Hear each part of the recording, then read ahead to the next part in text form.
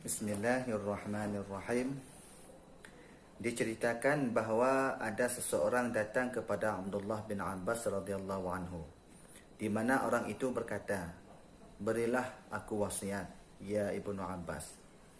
Kemudian Abdullah bin Abbas berkata, "Aku berwasiat kepadamu 6 hal." Nasiraureng nejak merompok dengan Ibnu Abbas, atau yang lebih dikenal dengan Abdullah bin Abbas. Dalam periwayatan hadis, beliau lebih dikenal dengan sebutan Ibnu Abbas. Ibnu Abbas itulah Abdullah bin Abbas. "Ya Ibnu Abbas, Nabi nasihat kelun, Nabi wasiat kelun." Artinya nasihat. Nepegah Ibnu Abbas, "Aku berwasiat kepadamu 6 hal." Lun beri wasiat gegata 6 perkara. Yang pertama, yakinlah hatimu terhadap segala sesuatu yang telah Allah jaminkan untukmu. Yakinkanlah hatimu terhadap segala sesuatu yang telah Allah jaminkan untukmu. Tanya hudi dalam dunianya, na perkara yang dijamin oleh Allah. Na perkara yang dijamin. Dah perkara yang dijamin, syurga dan neraka hana dijamin. Tamang syurga, tamang neraka hana dijamin oleh Allah. Mati dalam keadaan husnul khatimah hana dijamin oleh Allah. Udip bahagia di dunia dan akhirat hana dijamin oleh Allah. Iman katanya akan tabah, bukan hanya di masa hudip, tapi juga sampai tahu kepada Allah juga tidak ada jaminan. Mamanya hana dijamin oleh Allah, bertugas cari jaminan itu selama hudip di dunia. Usaha, ikhtiar, agar getanya gejamin oleh Allah tambang dalam surga. Agar getanya gejamin oleh Allah mati selamat iman. Agar getanya gejamin oleh Allah hidup getanya bahagia di dunia dan akhirat. Cari sendiri. Tidak ada jaminan daripada Allah. Tapi punya perkara yang dijamin oleh Allah ada perkara yang dijamin oleh Allah. Dah perkara-perkara yang dijamin oleh Allah termasuk salah satunya itulah rezeki. Rizki dijamin oleh Allah. Dalam Al-Quran kena dia kepegang bahawa tidak ada yang melata-melata di dunia ini melainkan rezekinya ditanggung oleh Allah Subhanahu wa ta'ala. Makanya para awliya Allah, para ulama-ulama Allah hana susah terhadap rezeki. Hana memang, hana mempikirannya tinggal pada mitapeng, tinggal pada baju, tinggal pada kerja. Hana susah kepakan. Karena orangnya beranggapan sebagaimana dalam Rasulullah sampai dalam hadisnya bahawa selama katanya hidup rezeki tetap mantangna. Pajan masa rezekinya hanali ketika dia akan mati. Katanya mantang hidup tetap mantang rezeki dari Allah. Ingat lo hadirin, rezeki itu bukan hanya berupa uang, hanya yang masalah. Itanya ada pegah rezeki, tapi peng yang dipikir. Sehingga badan sehat, hana sakit, inang sehat, aneng hana sakit, usaha lancar hana rugo, walaupun hana laba begitu besar, hana sadar tu bawanya mandu rezeki. Ditajak selamat, tawapi selamat, rumah go kita mencuri, rumah tanyo hana. Padahal kawasan tinggal kita kawasan tempat pencurian, tapi rumah tanya hantar pernah dalam pencuri. Hana sadar tu yang bahawanya rezeki. Kita pikir rezeki peng sagai. Cobalah hadirin yang berbahagia, kita buka pemahaman tentang pemberian Allah. Makanya Ibnu Abbas mengingatkan, yakinkanlah hatimu terhadap segala sesuatu yang telah Allah jaminkan untukmu. Salah satunya adalah rezeki. Rezeki dijamin oleh Allah. Maka baik bersusah hati. Baik galau, baik gundah terhadap jaminan Allah. Ikhtiar silakan, usaha silakan, tapi bukan berarti gara-gara anda sibuk dengan jaminan Allah dapat membuat anda lupa terhadap Allah. Ya. Itu yang pertama. Yang kedua, nasihat daripada Ibnu Abbas, laksanakanlah kewajiban-kewajiban tepat pada waktunya. Ibnu Abbas memberikan nasihat kepada kitanya bahawa geyu tunaikan kewajiban-kewajiban yang terpundak kepada kitanya tepat pada waktunya. Salah satunya adalah solat, sembahyang, baik tunda-tunda sembahyang, baik undur-undur sembahyang. Tunaikan tepat pada waktunya. Tidak di awal waktu, boleh di pertengahan. Tidak mungkin di awal dan di pertengahan, boleh di akhirnya. Tapi usahakanlah agar solat kitanya tepat pada waktunya. Baik sampai tiba ulua wate. Kemudian yang ketiga, nasihat daripada Ibnu Abbas radhiyallahu anha, hendaklah lidahmu selalu basah dalam berzikir kepada Allah Ta'ala. Lidah kitanya bersabi basah dengan berzikir kepada Allah Subhanahu wa Ta'ala. Orang yang hidup itulah orang yang berzikir. Dan orang yang tidak pernah berzikir bagaikan mayit. Inilah salah satu penyebab faktor kenapa Khalid bin Walid mampu memenangkan seluruh pertandingan ketika melawan kafir Quraisy. Ternyata salah satu rahasia Khalid bin Walid ketika memerang Yaman, sehingga beliau tidak pernah terkalahkan, bahkan hampir tidak pernah terkalahkan. Salah satu kuncinya adalah beliau beranggapan orang yang berzikir adalah orang yang hidup, dan orang yang tidak pernah berzikir bagaikan bangkai. Maka ketika Khalid bin Walid menyampaikan pesan ini kepada para pengikutnya, para prajurit peperangan, dikala beliau menjadi jenderal, beliau mengatakan, "Hai saudara Lun Bandung, tanya orang yang berzikir kepada Allah, tanya orang hudib, maka baik sampai ke tengok talu terlawan orang mati. Karena mereka tidak pernah berzikir, mereka tidak pernah mengingat Allah, meskipun senjata mereka lebih lengkap, lebih terpercaya, bahkan lebih modern, bahkan lebih canggih, tapi mereka itu bukan orang hidup. Kitalah orang hidup." Maka ibadah semangat Khalid bin Walid waktu perang. Ini kelebihan orang yang selalu berzikir kepada Allah.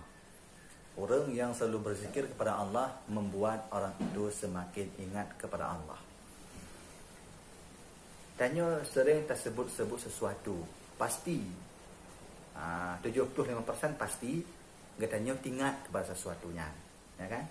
Tanya sering terpegah masalah kekayaan, berarti kita ingat kekayaan. Tanya sering terpegah masalah jabatan, berarti kita ingatnya ke jabatan.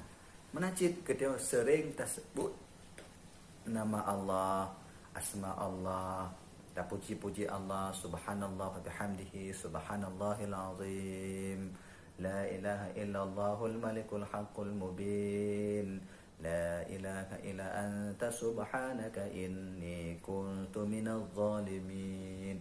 Itu menunjuki bahawa kitanya ingat kepada Allah. Latihlah diri kitanya bersabi-sabi dalam keadaan basah, dalam keadaan kitanya berzikir kepada Allah. Karenanya ini nanti akan lebih kelebihan oleh Allah yang sangat begitu besar. Mahan menyahana kelebihan kitanya dan berzikir kepada Allah, lidah kita basah dengan zikir. Hana makna Ibnu Abbas bin Abi Wasi'ah.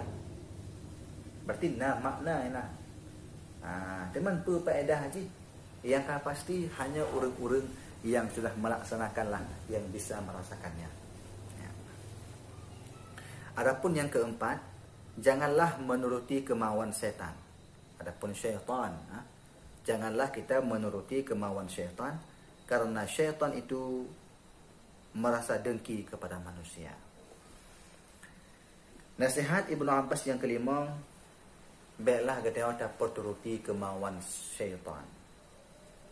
hent jin, hent syaitan baik tak apa turut. Pakat karena syaitannya dengki kepada manusia. Ada dalam kitab Ihya Ulumuddin, dalam kitab tasawuf, nepegah kiban sifat-sifat syaitan, kiban keinginan syaitan. Yang pasti syaitan tidak pernah menginginkan kebaikan. Tapi harus waspada. Di sana ada kebaikan dan di situ nanti akan ada keburukan. Ini harus waspada. Casingnya kebaikan, tapi di baliknya kejahatan. Ini hati-hati cik. Ini syaitan cik. Contoh, kadang dah jabut. Dah jabut. Jabut kan ke? Jak meruno ke bahan agak. Tapi di baliknya ibisi lah syaitan. Jak juga apa? Anda apa? Untuk idih lejob. Ada jabut kan tujuannya minta ilmu, minta job. Kabruk kan? Tapi tajak cik, tak turut cik, itulah mengikuti kemauan syaitan. Hati-hati. Menyedengki, sombong, hana senang kalau gop senang.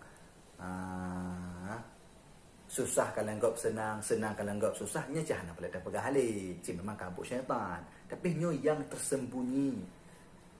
Nampaknya kebaikan, tapi pada hakikatnya bukan kebaikan. Contoh lagi lu pegah pun. Bud jabut, tapi tujuan kan jabut, dia minta job. Hai dengan bukti waktu itu babut pun nak gebut. Lalai kalau kepegah abang kalau sampai kita yang pun lebihnya pan kerja, mana tu kiban kita kerja sama kayak ni kayak tu hidungku megapu-gapu surah kita. Kita nyoleh lebah job. Tapi orang saja, itulah makna memperturuti kemauan syaitan. Hati-hati. Ada kebaikan, di situ juga ada kejahatan. Ya, mana? Maka hanggebi gayu perturukan kemauan syaitan. Karena syaitan itu dengki kepada manusia.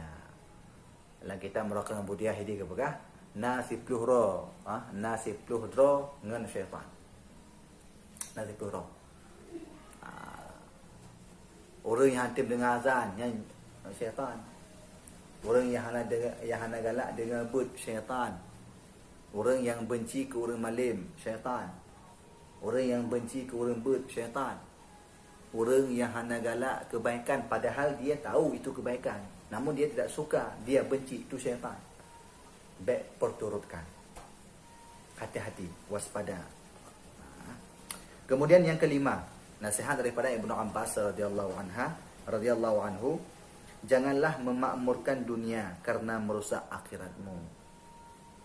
Janganlah memakmurkan dunia karena merusak akhiratmu. Kiban contoh, tak pemakmur dunia tapi tak perusak akhirat. Banyak harta itu merupakan kenikmatan dunia. Tapi dengan banyak harta dapat melalaikan kita daripada memperbanyak amalan kita untuk menuju akhiratnya. Kaya tak boleh. Maka tak bakal contoh bak kerja. Tengok sibuk dah kerja, kerja tepat waktu tapi solat tidak pernah tepat waktu. Kerja hantam pernah tak cemucu tapi lam solat tak cemucu. Manji tengku nah lam tembayang cemucu nah. Dah orang yang hana tumak ninah lam solat itu pancuri namanya. Hana ruku' dan sujud yang sempurna itu pancuri namanya. Itulah pencuri dalam solat. Di tempat kerja kita tidak pernah mencuri, tapi dalam solat kita mencuri. Memakmurkan dunia, merosakkan akhirat. Kita sibuk tak pegat rumah dunia, cukup laga-laga, tapi kita tua terhadap rumah katanya yang singa di alam barzah. Merusak akhirat, memakmurkan dunia. Kita beranggapan seolah-olah hidupnya akan pernah berakhir, tapi kita tua bahawa zaman kita yang ubud, orangnya kita dewasa menunjuki bahawa kehidupan akan berakhir, tapi kita tidak pernah mempersiapkan mengakhiri kehidupan kita. Lalai dengan dunia, tua akhirat. Pemakmur dunia merusakkan akhirat. Hati-hati. Luah tak makna je. Janganlah engkau memakmurkan dunia sedangkan engkau merusakkan akhirat. Akan menanda pegah Ibnu Abbas, tujuan hidup jid akhirat kan ini dunia. Dunia hanya tempat persinggahan. Dunia hanya tempat kita piuhek sementara dan kita tahu kepada Allah. Dunia tempat persinggahan, dunia tempat perantauan, dunia tempat bekerja keras yang hasilnya nanti akan kita puas kedeh sehingga unang roh akhirat. Baik dua, ya kena rawai, baik dua ingat. Hidup dalam dunianya baik sampai dua ingat. Kan? Kemudian yang terakhir, nasihat daripada Ibnu Abbas radhiyallahu anha, hendaknya kamu senantiasa memberi nasihat kepada sesama muslim. Wa tawassaw bil haqq wa tawassaw bis sabr. Dalam Al-Quran Allah ni pegang wal asri, demi masa, innal insana lafi khusr, sesungguhnya manusia itu selalu berada dalam kerugian, illal ladzina amanu, kecuali 4 orang. Kecuali orang yang memiliki 4 sifat. Dia tidak akan pernah merasakan kerugian di dunia maupun akhirat. Siapa dia? Pertama, orang itu beriman. Illal ladzina amanu, orang beriman. Wa amilus shalihat, orang yang beramal saleh. Wa tawassaw bil haqq wa tawassaw bis sabr. Saling memberi kebaikan, saling memberi, saling membagikan kebaikan kepada sesamanya dan saling mengingatkan agar selalu bersabar. Itulah orang yang tidak pernah rugi. Makanya hendaknya kamu senantiasa memberi nasihat kepada sesama muslim, karena memberi nasihat kepada sesama muslim itu tidak akan membawa kerugian. Wa dzakir fa inna dzikra tanfa'ul lil mu'minin. Berilah peringatan, karena peringatan itu akan bermanfaat bagi orang-orang yang beriman. Agama Islam akan kuat bila kita saling mengingatkan. Tanya orangnya tapi ingat gop hana bengeh. Menaci kitanya tapi bengeh ketika dia ingat gop. Menya kitanya galak tapi ingat gop. Tapi ketika gop ingat kita bengeh, nya setan. Baik turutkan. Jangan diperturutkan. Hilangkan sifat amarah itu. Tapi saling memberi. Saling memberi nasihat antara satu sama lain. Bila nambah perkaranya mampu terlaksanakan, maka insya-Allah hidup kita nyonyo akan aman-aman saja di dunia dan di akhirat. Walaupun kita hanya tak kaya gitu, tapi hidup kita tenang. Hidup kita juga terarah. Al-Faqih menyatakan bahawa setiap muslim hendaknya senantiasa memberi nasihat kepada kaum muslimin. Merasa sayang kepada mereka, karena yang demikian itu termasuk tanda-tanda akan mendapat kebahagiaan. Salah satu tanda agar supaya kita mendapatkan kebahagiaan itulah kita saling memberi nasihat dalam kebaikan dan juga punya rasa kasih sayang kepada sesama, sekaligus mengajak orang lain dalam berbuat ketaatan kepada Allah. Itulah salah satu daripada ciri-ciri orang yang mendapat kebahagiaan. Mungkin lain kesempatan kita bahas tentang orang-orang yang mendapatkan kebahagiaan. Apa tanda-tandanya? Nah, tanda aja kan hana. Wallahu a'lam bissawab.